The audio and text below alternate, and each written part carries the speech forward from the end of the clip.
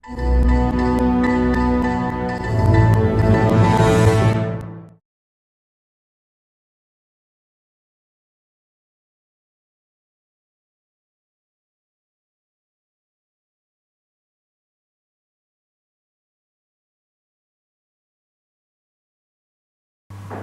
hombre muy de pocas palabras. Incluso cuando el Señor le llamó y le dijo, sígueme, no le costó decirle aquellas palabras, apártate de mí, Señor, que soy hombre pecador. Sin embargo, aquí ocurrió algo en la vida de Pedro. Ocurrió algo importantísimo, ya que aquel hombre, como los otros discípulos, allá en el aposento alto, hablar ante miles de personas, y no eran ellos, realmente era su voz, la voz de ese hombre que estaba siendo utilizada por el mismo Dios, la fuerza del Espíritu Santo que llegó a sus vidas.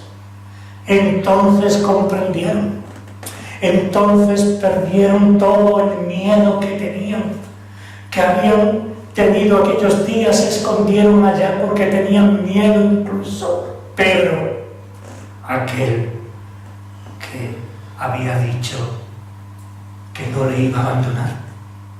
Sin embargo, aquel que tuvo que llorar reconociendo su falta de valor para seguir al Maestro, para sufrir con él, para luchar por su libertad. No pudo, no tuvo fuerzas, y todos sabemos que lloró y que se escondió, como los demás. Por eso aquí vemos, y si leemos todo el capítulo 10, que os invito a leerlo, nos daremos cuenta que hay otro milagro en él. Y resulta que Pedro, que vemos posteriormente y antes, era muy judío. El pueblo de Dios era el pueblo judío para él, ¿no? Sin embargo, en aquel momento, en el momento de estos dos versículos, nos encontramos con un Pedro diferente, un Pedro que ha cambiado totalmente, al menos en esta predicación, refiriéndose también a Cornelio, ¿no? En esa visita que le hace, encontramos que él reconoce que el pueblo de Dios no tiene fronteras ni razas, sino que el mensaje de Cristo es para toda persona, para toda criatura. Esa debe ser una de las cuestiones más importantes para la propia Iglesia de hoy en día. El mensaje de Jesucristo, este mensaje de hoy, otros mensajes que se predicarán y que se predican, es no solamente para nosotros, sino también para otros, fuera de las fronteras de nuestra capilla, mucho más de que las fronteras de nuestro país, es para todo el mundo, ir y predicar este evangelio a toda criatura, y la Iglesia debe tener esa misión. Es importante, es vital para la Iglesia, pero empezando desde nuestra Jerusalén, empezando desde esta ciudad de Málaga, que Dios nos puso aquí con un propósito, con el propósito de adorarle, de rendirle culto, pero nosotros, el mejor culto, la mejor adoración que nosotros podemos hacer en nuestra vida como Iglesia es predicar el Evangelio, como mínimo a los más cercanos. Es un déficit importante en nuestros días, en la Iglesia de nuestros días. Europa está pasando por momentos de una crisis espiritual como nunca jamás tuvo en su historia. Sin embargo, al mismo tiempo coincide que países como lo de Extremo Oriente, como Latinoamérica, y otras partes de la tierra, y los países árabes incluso, está habiendo un movimiento, un despertar, como nunca jamás lo hubo en la historia de la Iglesia. Y muchos de ellos en una situación de persecución, y lo repito esto mucho porque me afecta también a mí, en una situación de persecución como jamás en toda la historia de la Iglesia cristiana hubo, superando con creces las persecuciones romanas del Imperio Romano. Ha habido años, si no todos, en los últimos años, que los muertos se cuentan, superan los 300.000 cristianos, especialmente en los países árabes y en Corea del Norte y en algún que otro lugar. Y ahí está una semilla que se plantó, y misioneros que se fueron junto al Señor sin ver ni tan siquiera una conversión. Hace años, muchos años, cuando tenía 16 años o 17, marché con Operación Movilización en la primera campaña que tuvo. Y venía en el grupo con nosotros un inglés, Richard, 15 años en el Perú. Ni una conversión. Hoy Latinoamérica o Hispanoamérica tiene 300 millones de cristianos, al menos que se declaran como tales evangélicos. Ni 15 años, ni una conversión. Tenemos el caso de las montañas del Atlas en Argelia. Allí misioneros de Suiza, de Holanda, ingleses, franceses, la mayoría, estuvieron en las montañas del Atlas cuando aquello era francés durante muchos años, desde cuando comienzan las misiones en el siglo XVIII o XIX. Ni una conversión. Hace 3 años la noticia era que había 500 pastores pastoreando las tribus bereberes que habían dejado de ser musulmanas, que había, con la persecución de hace unos años, acordar que violaban a las mujeres, que las mataban a los niños, eran los bereberes. Era algo racial.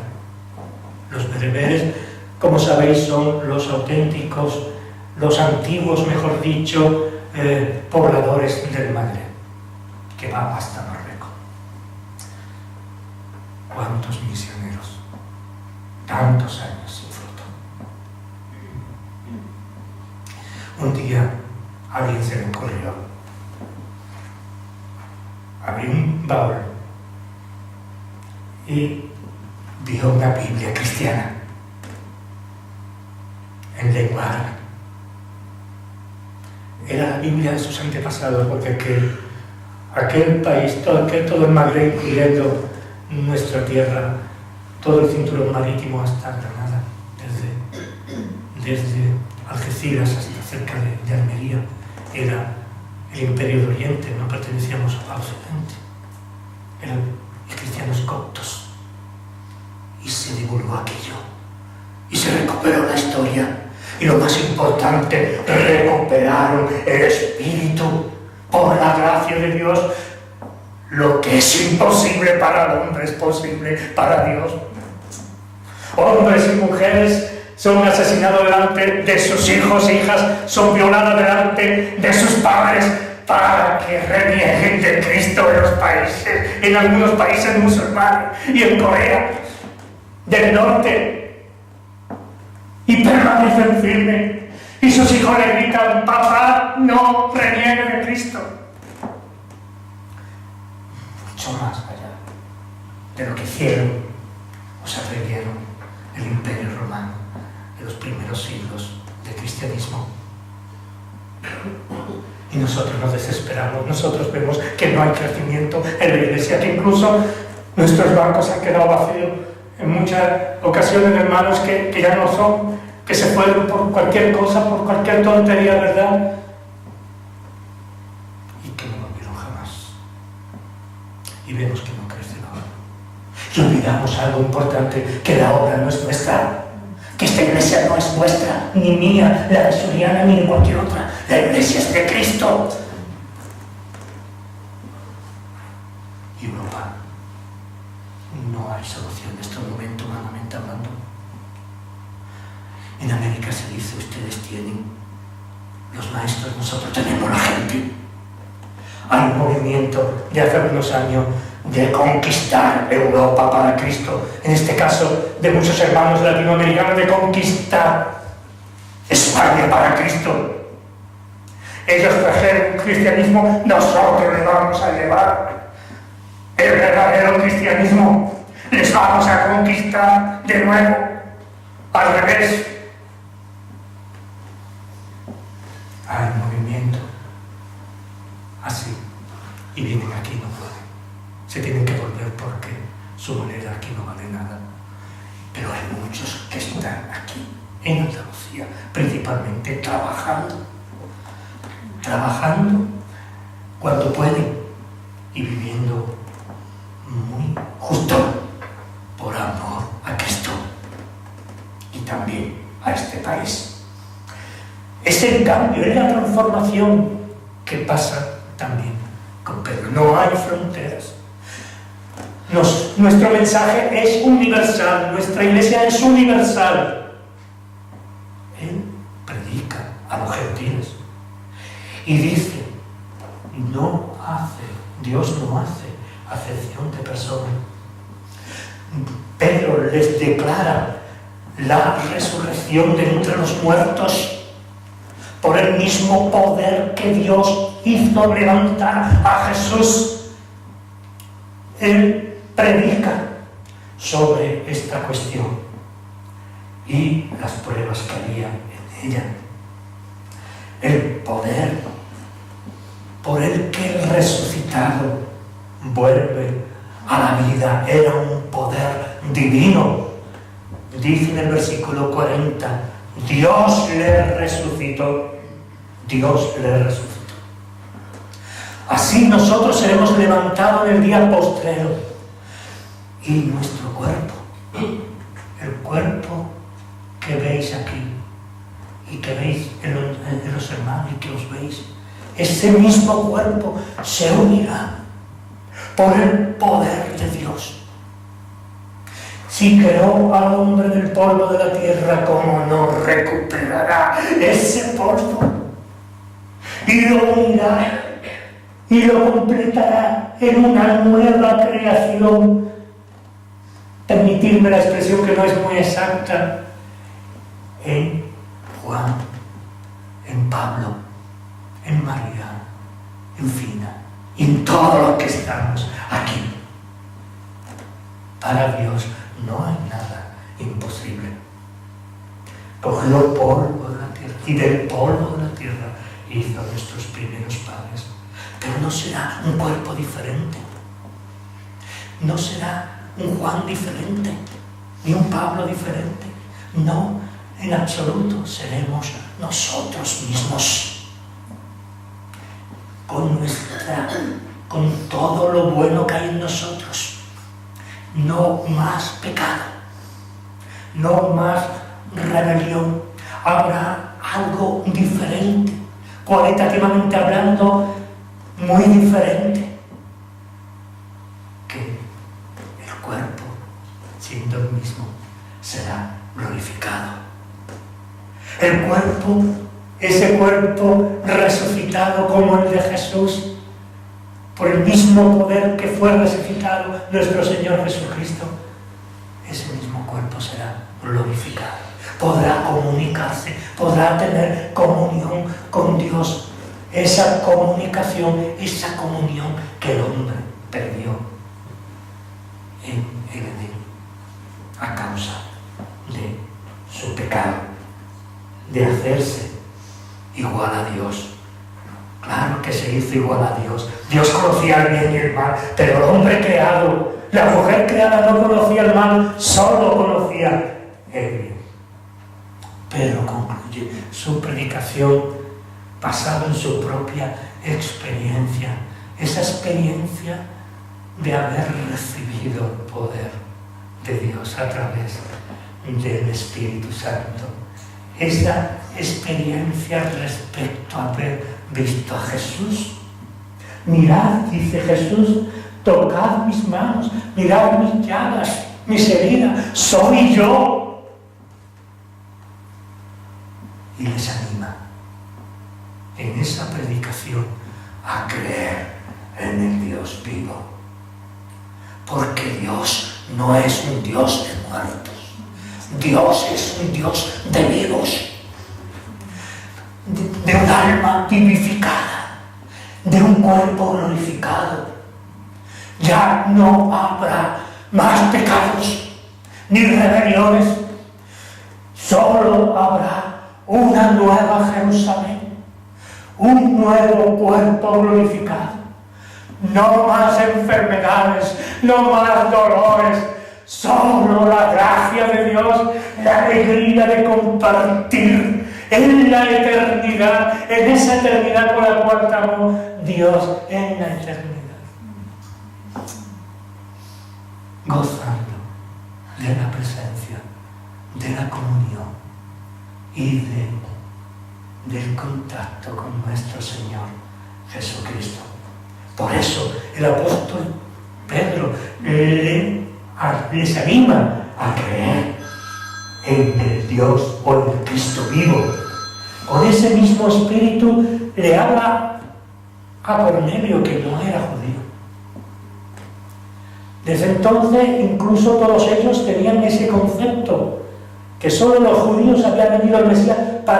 Para los judíos el mismo Señor Jesús les había hablado y advertido: no,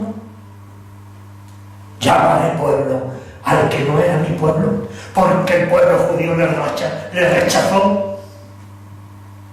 En el pueblo judío nacería el Mesías, pero ese Mesías era algo más que un Mesías para Israel. Iba a traer la paz, iba a traer la felicidad, iba a traer la salvación para todas las naciones de la tierra. Y así, de alguna manera, en el Antiguo Testamento está esto reflejado en muchos pasajes. Por eso le habla a Cornelio, un hombre que conocía a Dios, a un solo Dios. No estaba muy claro que Dios. Un hombre que daba limosna a los pobres. Era un centurión romano del ejército de Roma. Dios le conoció y Dios le mandó allí a escuchar las palabras de Pedro, y en Pedro hay un cambio. Era muy judío él. Sin embargo, él declara en este capítulo 10 que el mensaje de Dios es un mensaje para toda criatura. A los pueblos que no me amaron, los amaré. Nosotros tan europeos, tan cristianos, ¿verdad? Seamos protestantes o católicos, ¿verdad? Somos algo diferente. Hemos sido durante siglos realmente lo más avanzado en toda la ciencia. Pero el Señor nos está dando una lección. Vamos de mal en peor. Europa ha perdido el camino. Aquello que era bueno ya no es tan bueno. Y lo malo y lo perverso delante de Dios, y humanamente hablando, eso es lo que se lleva. Y no voy a decir nada más. Todos conocemos los valores cristianos han sido arrasados. Los valores de Dios han sido tirados por tierra, y hoy solamente hay valores del mundo y de la carne. Por lo tanto, no puedo terminar sin deciros que también hay una esperanza. Los países del norte de Europa, allá por Suecia, por Dinamarca, los países escandinavos, están habiendo un despertar. Hermanos y hermanas, dentro de las iglesias protestantes oficiales, se están reuniendo aparte, están orando por la conversión de sus pastores y por la conversión de sus hermanos. Es una religión muy justa, muy real. Ellos hablan de la doctrina, en el mejor de los casos, tal como está en las confesiones de fe protestantes, pero no la practican. Los pastores, algunos se declaran que no creen en Dios, es como un oficio más.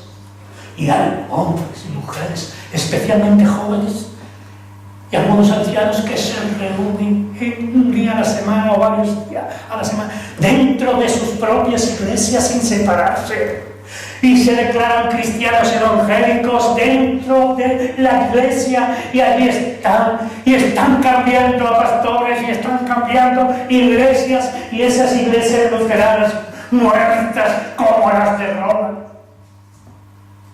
están recuperando la vida por el poder de Dios.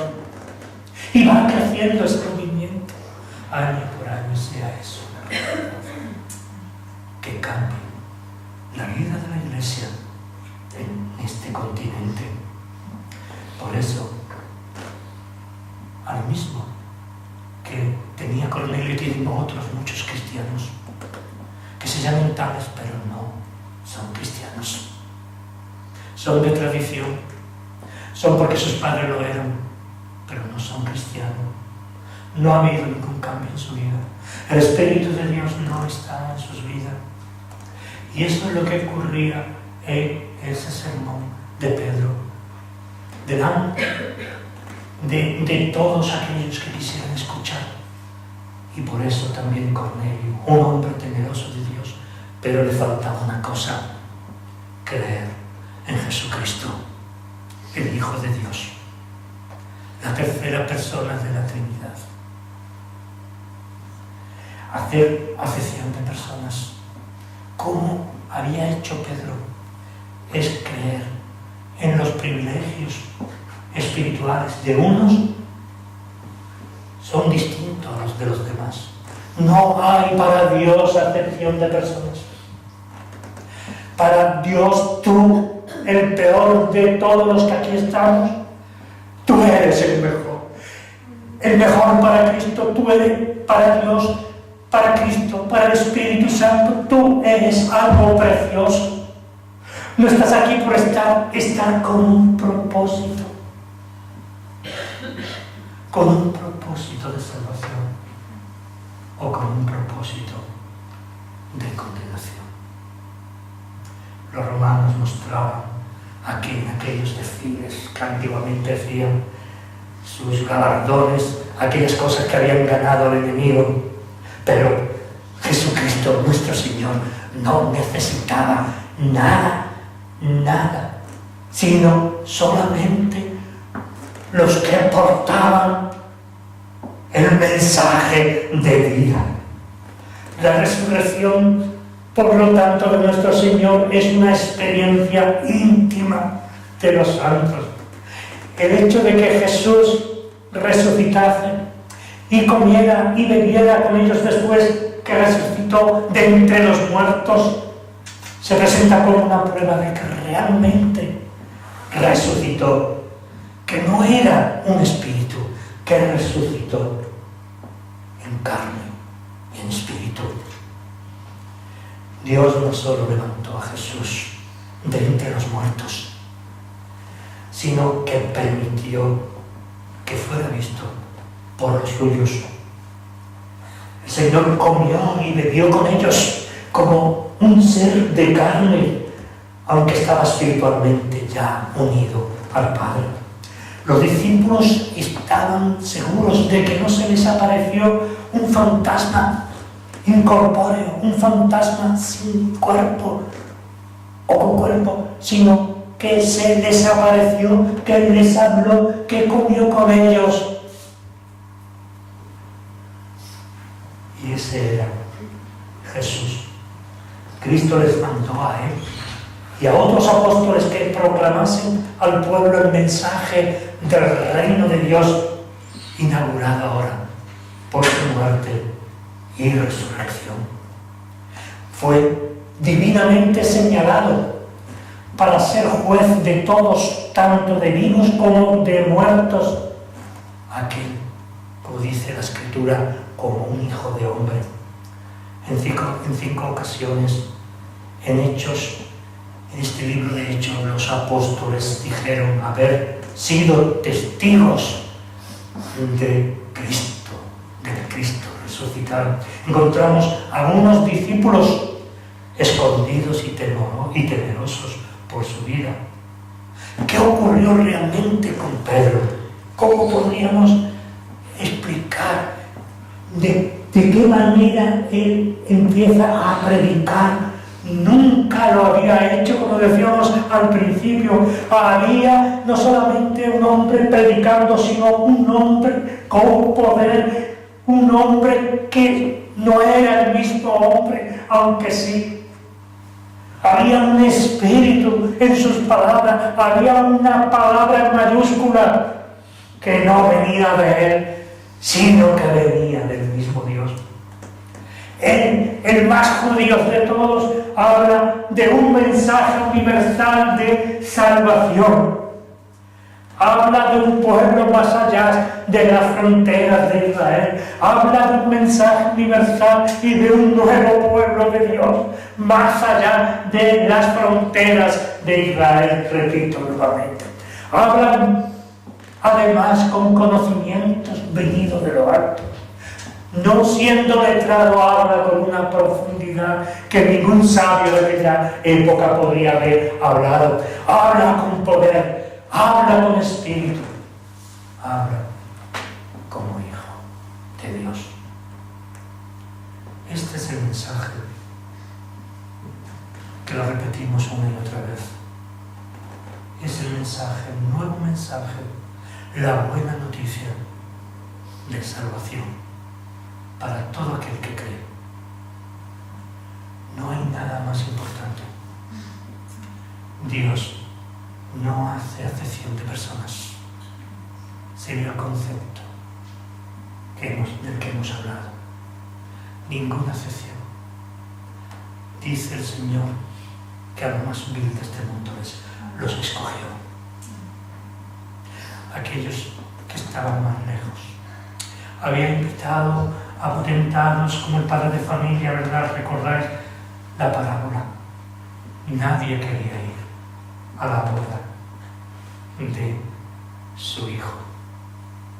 Todos lo rechazaron, ¿verdad?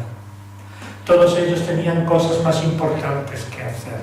Estos bancos están vacíos porque hay personas que tienen cosas más importantes que hacer. Yo he predicado muchas veces en mi vida, el tiempo, en esta última etapa de mi vida, solo a María y yo. Y esto es duro, pero es la realidad.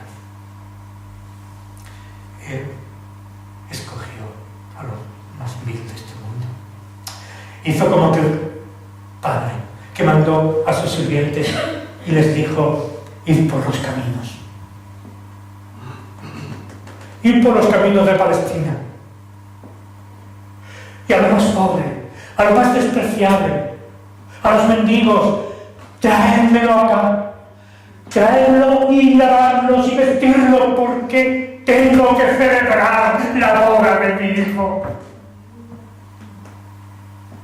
Eso fue lo que hizo contigo y conmigo. Y eso es lo que hará si aún no has conocido al Señor en ti. Te quitarán muchas cosas. Quizá algunas te las habrán guardado para que no te vieran. Pero el Señor conoce tu corazón. El Señor conoce tus sufrimientos. El Señor conoce tus enfermedades.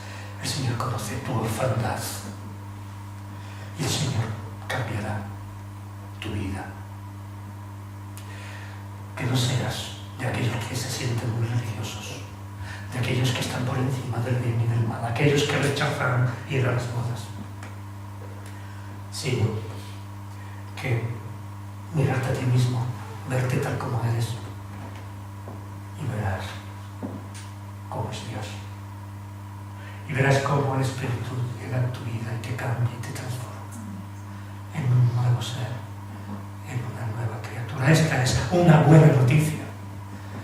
Evangelio quiere decir en hebreo buena noticia, o en griego, buena noticia. Hay una buena noticia. Y cuando hay una buena noticia es que hay una mala noticia también. Hay una buena noticia para todo aquel que cree. Y hay una mala noticia para el que rechaza su palabra. Que el Señor nos bendiga y nos ayude. Amén.